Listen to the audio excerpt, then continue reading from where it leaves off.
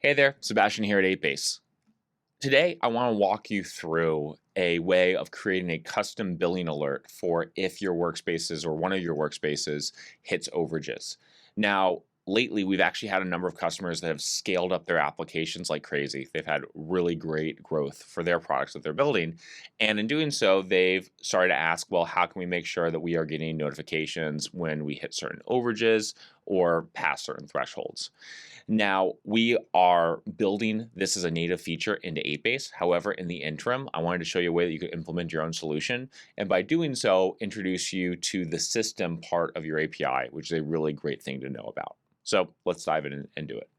All right, so here I am in my IDE, and I'm just going to go ahead and create a new functions directory. So 8base init, and I'm going to call this overages alert function, even though you just generate a new function if you were doing this in an existing project.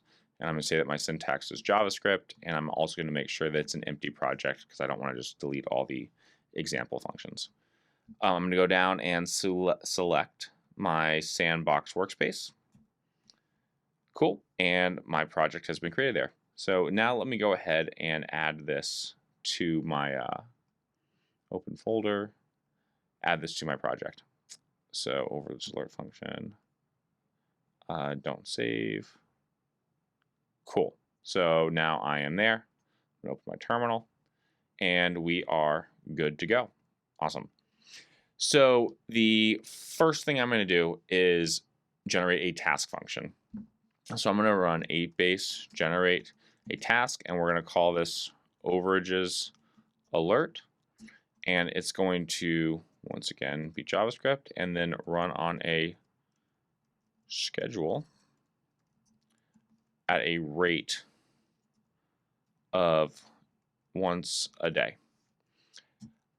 If you wanted this to run more frequently, you could. If you wanted to run on a crazy cron job and do it once a week or whatever it might be, you can do that as well. But we'll just stick to the basics and have that at a rate of once a day here. So cool, now we have our task function. We know the cadence on which that function is going to invoke.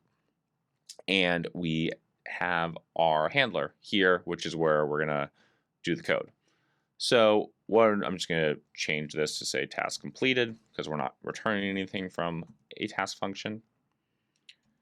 And now what we want to do is go ahead and jump into our workspace to just work inside the API Explorer, show you a little bit about the system API, and construct the query, which is going to give us the information we need to perform this, this task effectively. So here I am in my API Explorer, and I just copy and pasted the query over so I didn't have to write it in front of you. However, we are going to explore where we are getting this information from right now. So what's really cool about an 8base workspace is that this whole interface we call the console is just an interface to the API, which is your workspace API. So anything, absolutely anything that you can do in the console, you can do programmatically via the API. And that's even things like getting information about your billing, your workspace plan, all that type of stuff. So if you open a query, and I'm just going to copy this. Oh, 1 second. Copy all of that. Cool.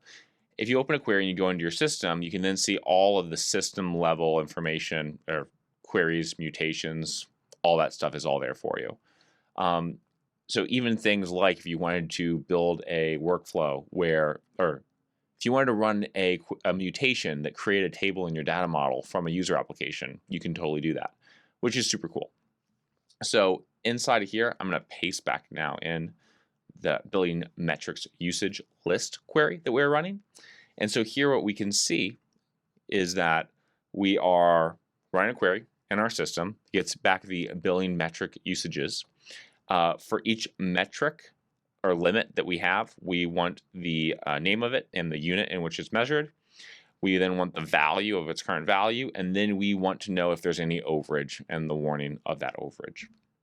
So if I run that query, I don't think I can't have overages because this is an 8base owned workspace, but we get all that information back right here. So you can see API requests, all that type of stuff. Cool. So now let me hide that.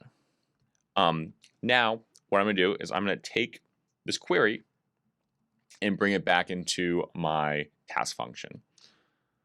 So let me go here, and I'm going to say going to create a constant called query, put it in a string, drop it in there.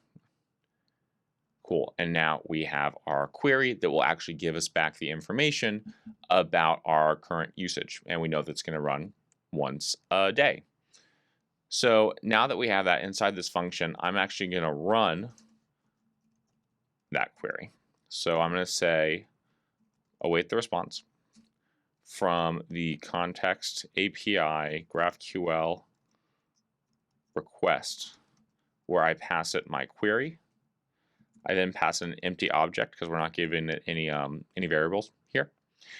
And then we are going to say check permissions false. We're doing that because we know that no one is invoking this function, and so it's kind of being run in a safe environment on the server side. So we don't really care about our roles and permissions engine. We are just bypassing it. And from that, we get the response.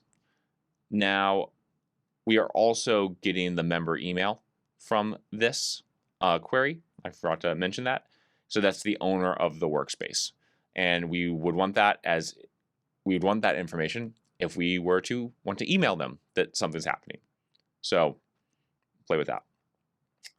I'm going to go ahead and unpack this a little bit, the response, because it is pretty big. So inside we're getting the system back.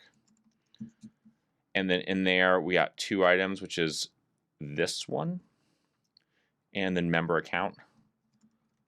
So we're going to do that. And then we're also going to do member account. From the member account, we know we get the email. From the billing metrics, we know that we get the items.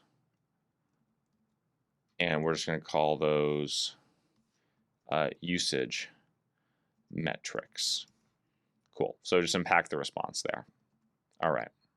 So now with those, we want to go through each one and see whether or not an overage is being reported. So if I jump back here and I look at that response that we're getting, we can see that I don't have any overages, but if I did, the value would be reflected within that specific metric. So we're just going to go look through if any overages occur. However, if you wanted to, you could select or potentially monitor a single one that would be important to you.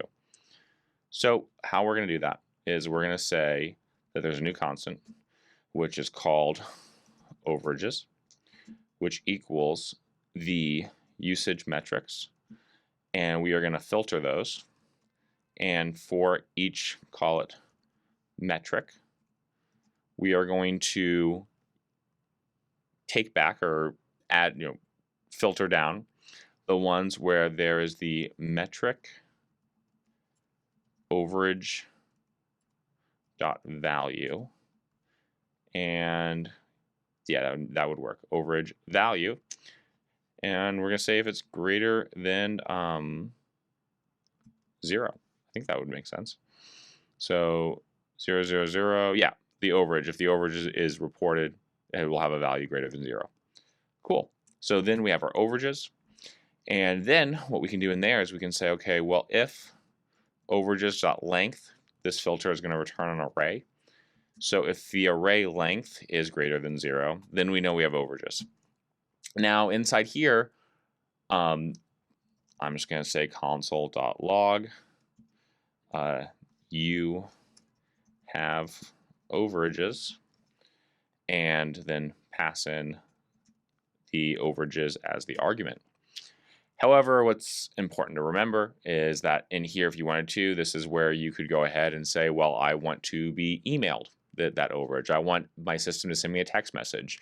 However you want it to be alerted, you can go ahead and implement that yourself in here. So let's just go ahead and run this to make sure that we don't have any errors coming back. And cool, task completed. No overages. Let's just change this to say if it equals 0. So we know exactly what this would do. I don't even know why I'm experimenting with that. But we can see that you have overages and it would pass them in. So really the important part of this tutorial is showing that you can leverage the system API to get this information out of your 8-base workspace programmatically and then do whatever you want with it. If you really want to see me take the next steps on saying, okay, well, we're going to send an email, send a text message, we would use a provider like Twilio or SendGrid to do that. Let me know in the comments below if you want to see that happen, and I can do that in a subsequent video. However, this is really it. Cool. So I hope you found this video helpful and as a good introduction to the System API. Like I said during the tutorial, everything that is your workspace is programmatically accessible via the API.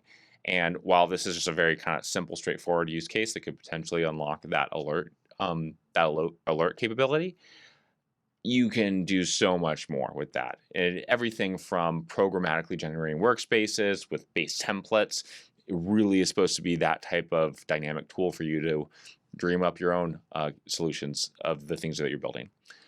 So with that said, thank you for watching the video. Subscribe if you want to get alerted for future updates, and looking forward to seeing you in subsequent videos. Take it easy.